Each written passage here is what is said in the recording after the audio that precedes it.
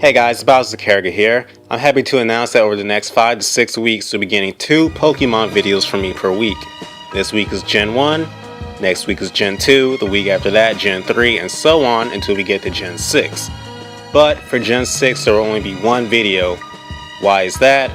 Well, the videos I will be uploading are on Tuesdays, my top 10 Pokemon of that generation, on Thursdays, top 5 Pokemon of that generation I want to see Mega Evolve, and the reason Gen 6 won't be getting 2 is because, well, I already did my top 10 Gen 6 Pokemon.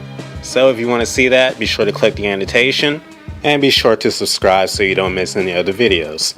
Now, with that being said, sit back, relax, and let's count down these Pokemon. Number 10, Tentacruel. The main 2 reasons I like Tentacruel are pretty simple, really. 1, jellyfish are one of my favorite types of animal, and 2, I love its name. The episode of the anime with the giant Tentacruel is one of my favorites and did the giant jellyfish justice. The fact it's not bad in battle doesn't hurt either. My shiny Tentacruel is named Plasmic. Number 9, Magmar. I've always had a thing for elemental creatures made entirely out of an element, and Magmar is no different. I mean, come on, it's a thing made out of fire and can survive being in magma. The episode of the anime with Magmar and Charizard competing were awesome, and even though Magmar lost, I'll always prefer it over Charizard. Well, at least regular Charizard. Shiny Charizard and Mega Charizard X are awesome. Black makes everything better. Number 8, Golem. Anyone that's extensively played Pokemon games has undoubtedly been well acquainted with the Geodude family. Whether it's been by running into scores of Geodude in caves, or getting self-destructed by Wild Graveler. But the one that I've always liked is Golem. Now, to be perfectly honest with you, I don't have much of a reason besides the fact that I think he looks cool. Although I suppose being able to withstand a Dynamite Blast is pretty freaking awesome. Number 7, Hitmonlee. Bruce Lee is someone I admire, and you best believe a Pokemon loosely based on him is going to be one of my favorites. Hitmonlee has the ability to stretch and contract his legs at will. So add that with his high velocity kicks and this thing is one awesome and cool fighter.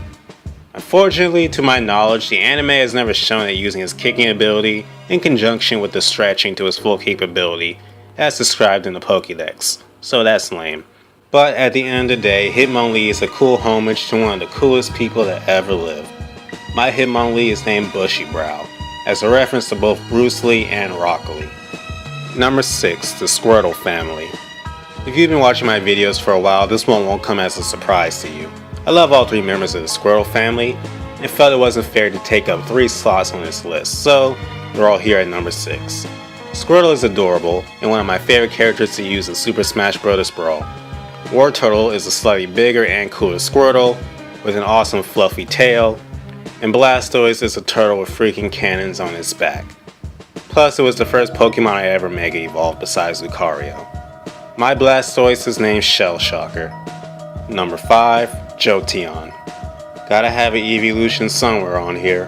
While Flareon and Vaporeon aren't bad, Jolteon was always my favorite. It can turn its fur into spikes and is lightning fast. Pun surprisingly not intended. Another reason Jolteon is particularly memorable to me is that my favorite Pokemon card of all time is Dark Jolteon. Can't tell me that doesn't look awesome. My Jolteon is named Sonic, a reference to Sonic the Hedgehog since they're both speed demons. Number 4, Articuno.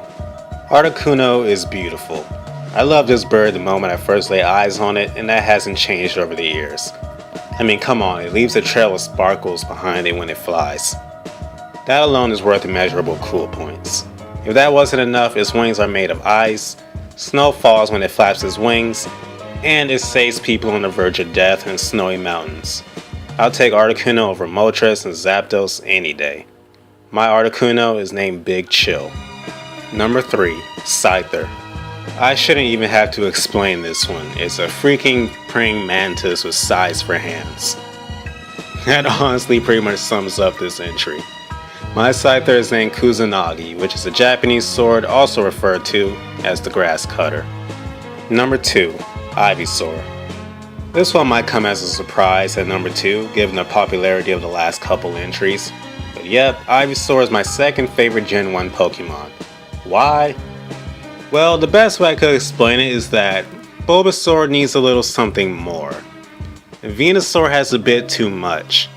Ivysaur is perfect design-wise for the Bulbasaur family, meaning that perfect medium. I know that might sound weird, but that's the best way I can put it into words. Oh, and Ivysaur is awesome in Smash Bros. Number 1. Mewtwo. I'm sure plenty of you saw this one coming. What can I say about Mewtwo that you already don't know? He was the star of the first Pokemon movie, he was in Super Smash Bros., he was the strongest Pokemon in the first generation, he looks cool, he was the first Pokemon to get a Mega Evolution, 2 Mega Evolutions, and he's freaking Mewtwo. I have one Mewtwo named Ultima and another Mewtwo named Jinzo. So there you have it, my top 10 Pokemon from the generation that started it all. Be sure to stick around for Thursday where I count down top 5 Pokemon from Generation 1 I want to see Mega Evolve. Hope you guys enjoyed the video and have a great day.